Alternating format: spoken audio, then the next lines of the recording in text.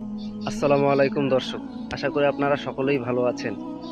আপনাদেরকে যদি আমি বলি কেমন হয় যদি আজকে এই শুক্রবারের দিনে আপনি একটি উট কুরবানির সওয়াব পেয়ে যান, তাও উট কুরবানি না করেও, তাহলে বিষয়টা আপনার কাছে কেমন লাগবে?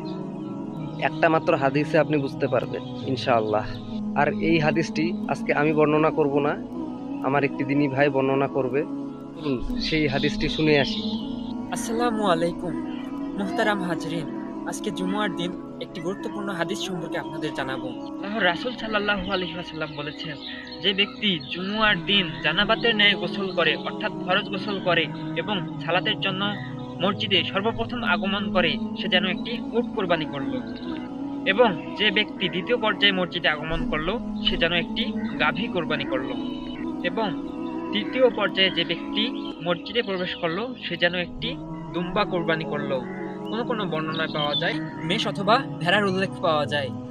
চতুর্থ পর্যায়ে যে ব্যক্তি আগমন করলো, সে যেন একটি মুরগি কোরবানি করলো। পঞ্চম পর্যায়ে যে আগমন করলো, সে যেন একটি ডিম কোরবানি করলো। পরে ইমাম যখন খুতবা দেওয়ার জন্য বের হন, তখন মালাইকা অর্থাৎ ফেরেশতাগণ জিকির শোনার জন্য উপস্থিত হয়ে থাকেন। আপনারা এই ভাইয়ের জন্য সবাই দোয়া করবেন এবং এই আমল করার চেষ্টা করবেন।